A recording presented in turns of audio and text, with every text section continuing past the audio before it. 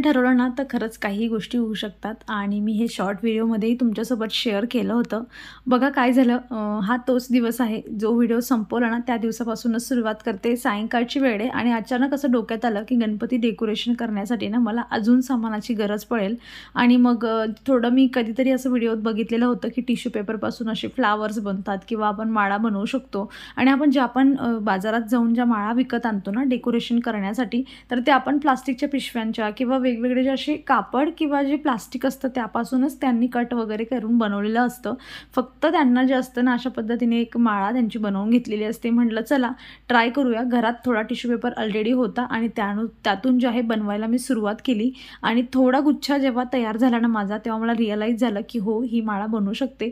थोडं time taking process होती पण एन्जॉय करणारी खूप होती. अगदी पिया लास्ट मोमेंटला तर पिया पण बनवायला शिकली होती आणि तिनेही खूपच बनवायला मला हेल्प केली आणि हे पण केलं. त्यासोबत काही अजून डेकोरेशनची कामं चाललेले होते आणि आज जे आहे ना पूर्ण रात्रभर जे आम्ही होतो ना डेकोरेशन करणार होतो आणि भाऊ पण आहे माझ्यासोबत आणि आम्ही दोघांनी मिळून जे आहे पूर्ण डेकोरेशन करण्याचा प्लॅन केलेला आहे.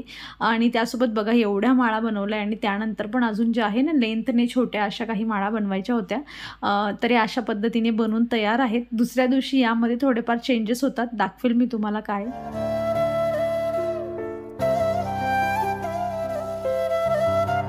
भाऊ आहे माझ्यासोबत, तुम्ही बघतच आहात. आणि आता रात्रीचे जवळ-जवळ 11:30-12 झालेले आहेत आणि आम्ही चक्क 2 वाजेपर्यंत हे काम केलं आणि मग आम्ही झोपायला गेलो.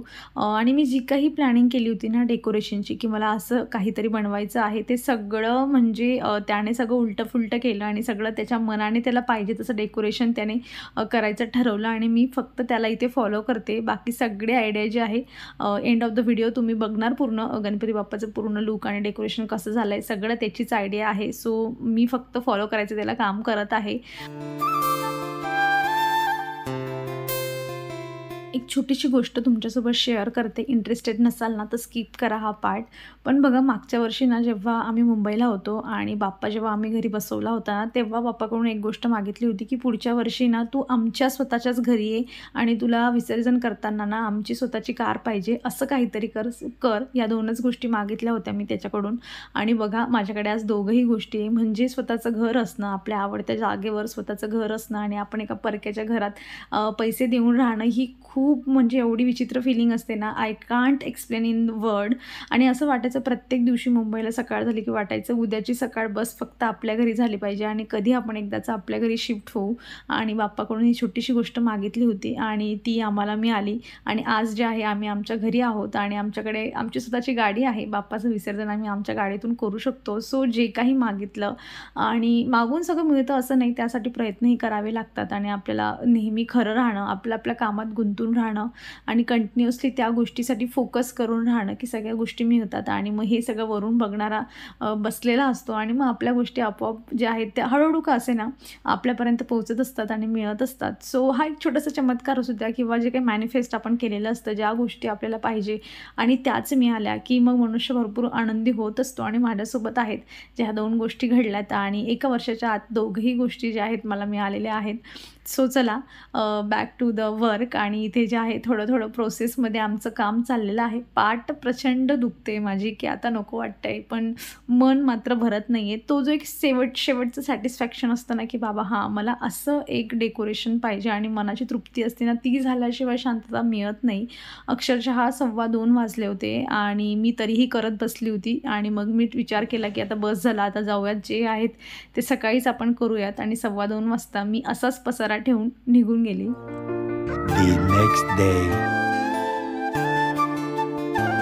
सध्या तरी ना म्हणजे गेल्या 3-4 वर्षापासून तरी ना प्रत्येकाच्या घरात गणपतीचा जो पहिला दिवस असतो ना, तेव्हा जे गाणे असतात गणपतीचे जुने गाणे ते लागलेच पाहिजे. त्याशिवाय त्या पहाटेची जी मज्जा असते ना ती कंप्लीट होतच नाही, मला असं वाटतं. आमच्या घरात गणपती म्हणजे आम्ही आता हा 4थं वर्ष आहे आमचं, पण त्याच्या आधीपासून ना आम्ही गणपतीचा दिवस असला ना आम्ही बसवू नको बसवू, मोबाईलमध्ये का असे ना आम्ही गणपतीचे सॉन्ग त्या दिवशी लावतोच. आणि ते पण जे जुने चिक्क मोत्याची वगैरे त्याचे सॉन्ग असतात ना, ते सगळं ऐकण्यात जी मजा असते ना, अदरवाईज असं आपण रेग्युलर दिवशी अजिबात त्यांना ऐकत नाही, पण त्या दिवशी त्यांना ऐकण्याची काहीतरी मज्जाच वेगळी असते. आय एम शुअर तुम्ही हे सगळं करत असाल तर चला आता बघा मला हे सोफा जो आहे व्यवस्थित आवरून घ्यायचं आहे. आणि जसं मी तुम्हाला सांगितलं काल रात्री तसंच सोडून चालली गेली होती मी, आणि कारण खूप जास्त वेळ झाला होता आणि आम्ही लवकर झोपणारे लोक आहोत, त्यामुळे 2 सव्वा 2 म्हणजे खूपच मोठी गोष्ट होऊन जाते. आणि त्यातल्या त्यात एवढं उशिरा झोपून ना सकाळी मला 6:30 वाजता जी आहे लगेच जाग आली की नाही मला काम माझं कंप्लीट करायचं आहे, अजून डेकोरेशनचं थोडं काम बाकी आहे.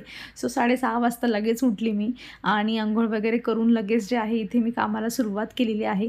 सोफा सगळं आवरते आणि मग त्यानंतर जो सोफ्याचा कवर मी तुम्हाला दाखवलं होतं ना ते इथे अंथरून घेते. आणि ती जी फिलिंग असते ना हां काहीतरी चेंज झालं आहे आज घरात, काहीतरी स्पेशल आहे, ती छोटीशी गोष्ट चेंज केली की लगेच आपल्याला जाणवायला लागत असतं. आणि असं जे अंथरून घेतलं ना की मस्त दिसतो सोफा, छान वॉशेबल, खूप छान आहे.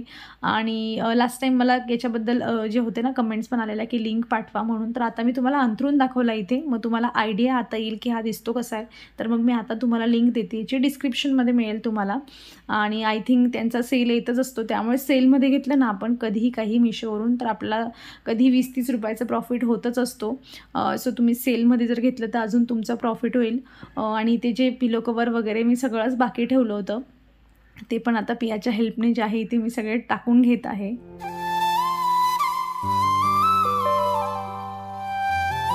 आजही माझा उपवास आहे, त्यामुळे साबुदाणा जो आहे तो बनणार आहे. आणि पिया आणि माझा भाऊ जर आहे ना ते दोघंही मॅगी बनवणार आहेत, त्यामुळे मला स्पेशली खूप स्वयंपाकावर फोकस करण्याची आज गरज नाही आहे. पण लिटरली सांगते मी, आजचा जो पूर्ण दिवस तुम्ही आता मला हे जे थोडा वेळ रिलॅक्स बघताय ना, यानंतर जो माझा दिवस सुरू झाला ना आणि आपण जो म्हणतो ना की मला अगदी श्वास घ्यायलासुद्धा वेळ नव्हता ना, तसा तो दिवस होता. एवढा म्हणजे याच्यात गेला ना की बाप्पा येईपर्यंत अगदी पूर्ण घाई हे पण करा, ते पण करा, ते पण करा. म्हणजे आपण आपल्या पलीकडे जाऊन जे काम करतो ना, आपल्या क्षमतेपेक्षा पलीकडे जाऊन, तसं सगळे कामं माझे झालेले होते. आणि ती जी माळ बनवली होती ना आम्ही, तिथे मी जे खाली फ्लावर लावलं होतं ना, तर ते भावाला काही आवडलं नाही. तो म्हटला की आपण लोटस बनवूया, आणि ही लोटस बनवण्याचा सगळा प्रोग्राम जो आहे त्याचा चाललेला आहे. आणि छान बनले होते लास्टला जे लोटस आहे. त्यानंतर आम्ही त्या माळेमध्ये वर अटकवण्यासाठी, जेणेकरून ती माळ पूर्ण व्हाईट नको दिसायला, त्यासाठी कलरफुल पेपर आणले आणि वरच्या साईडला जे आहे ना थोडा अजून कलर ॲड केला. खूपच छान दिसत होती. तुम्ही लास्टला बघा कसं दिसतंय म्हणून.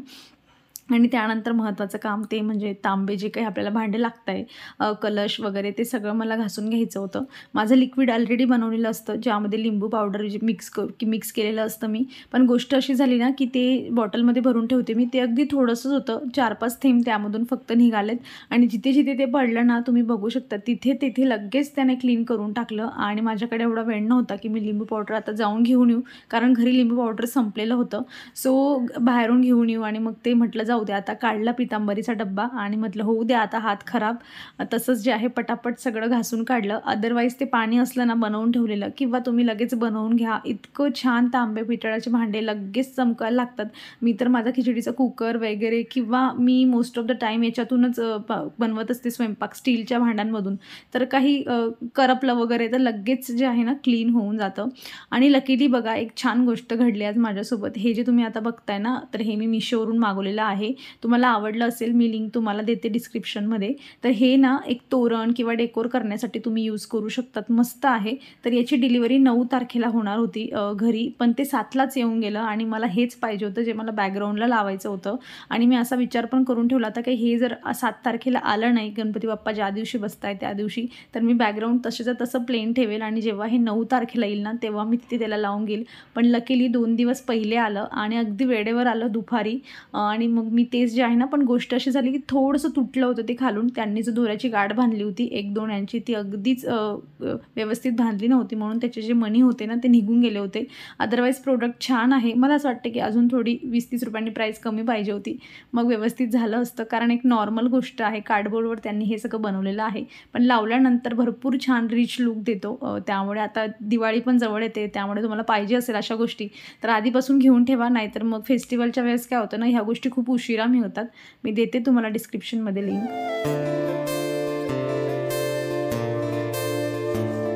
चला आता महत्त्वाचा पाठ, बाप्पाला आवडणारा मोदक बनवूया. आमच्याकडे ना उकडीचा मोदक आमच्याकडे खानदेशमध्ये मला नाही वाटत की कोणी बनवत असेल. आमच्याकडे तळणीचेच मोदक असतात.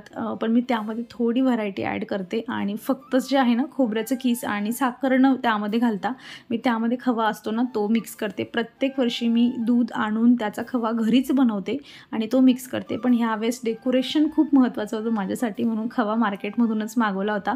प्रमाण काय करायचं, 1 कप जर तुम्ही खवा घेतला त्यामध्ये 1 कप साखर घ्यायची आणि 1 कप जे आहे ना बारीक जे आपलं खोबऱ्याचं कीस असतं ना ते घ्यायचं आणि छान त्याला मिक्स करून घ्यायचं.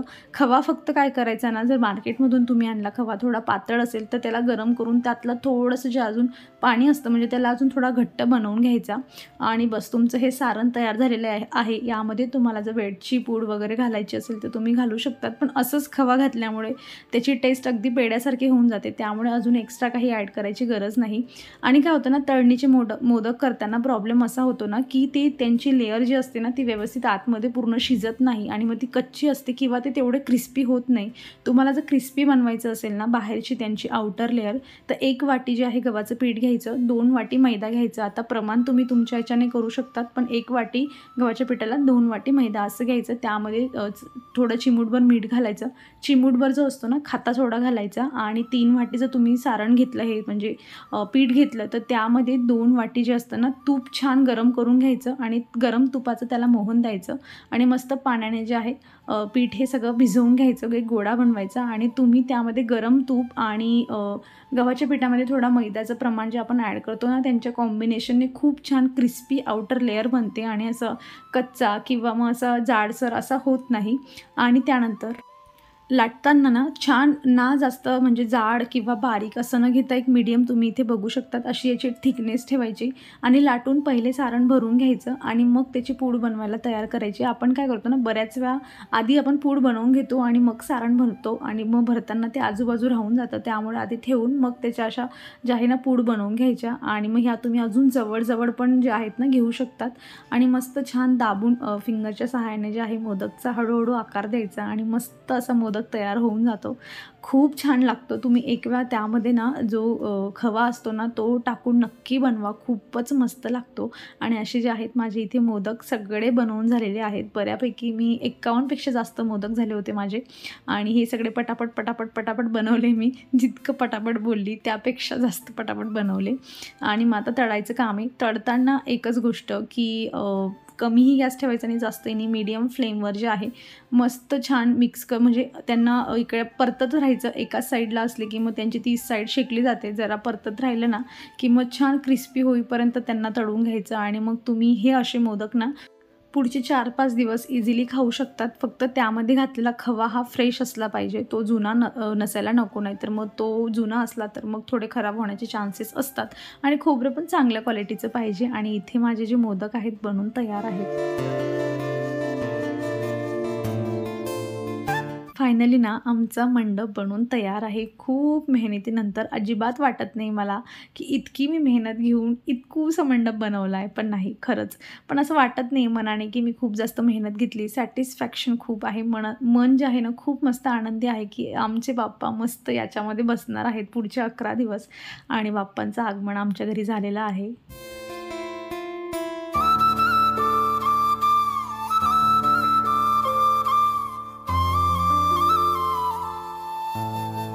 बाप्पासाठी सगळं काही जे काही पहिलं करायचं आहे, सगळा मान पियाला. आरती पण तिनेच करणार, जे आहे टिक्का वगैरे पण तीच लावणार आणि तिचं तर म्हणणं होतं की यानंतर पण तू करू नको, मीच करेल फक्त. पण असं मुलांचं हे सगळं फक्त फिलिंग्स असतात जशा आपल्या असतात तशा, आणि आपलं प्रत्येकाचं काही ना काही प्रत्येक देवासोबत एक वेगवेगळं नातं असतं.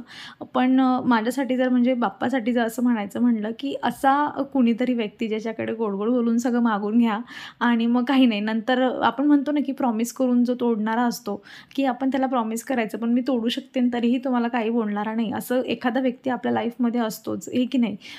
तसं जे असतं ना तशी एक फिलिंग असते माझी बाप्पासोबतची, मला असं वाटतं. आणि प्रत्येकाचं असतं आपल्या मनातल्या मनात ज्या पद्धतीने कुठल्याही देवाकडून मागणं असतं ना ते सगळ्यांसोबत सेम नसतं. कृष्णाकडून तुम्ही वेगळ्या टोनमध्ये मागणार, तुम्ही गणपतीकडून वेगळ्या टोनमध्ये मागणार, शंकराकडे गेले तर तुमचं तिथे एक वडिलांसारखी अशी एक प्रतिमा असते ती आपल्यासमोर येत असते. तर तशीच जी आहे ती वेगवेगळ्यांसाठी देवांसाठी आपली भावना असते. सो माझ्यासाठी तरी गणपती बाप्पांचं असं आहे की गोड गोड बोलून त्याला फक्त जे आहे मागून घ्यायचं त्याच्याकडून आणि गोष्टी पूर्ण करून घ्यायचा.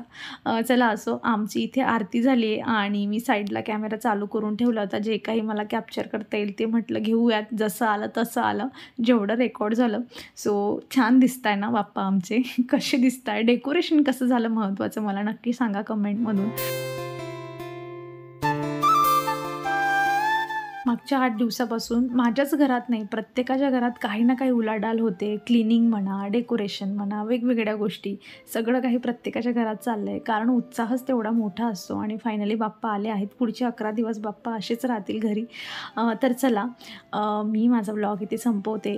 डेकोरेशन कसं वाटलं नक्की कमेंटमधून सांगा मला आणि कसा वाटला व्हिडिओ तेही सांगा. आवडला असेल तर लाईक करा. चॅनलवर नवीन असाल तर प्लीज चॅनलला सबस्क्राईब करा. आपण भेटूयात मग पुढच्या अशाच इंटरेस्टिंग व्हिडिओमध्ये. तोवर तुम्ही स्वतःची काळजी घ्या. So take care friends and bye.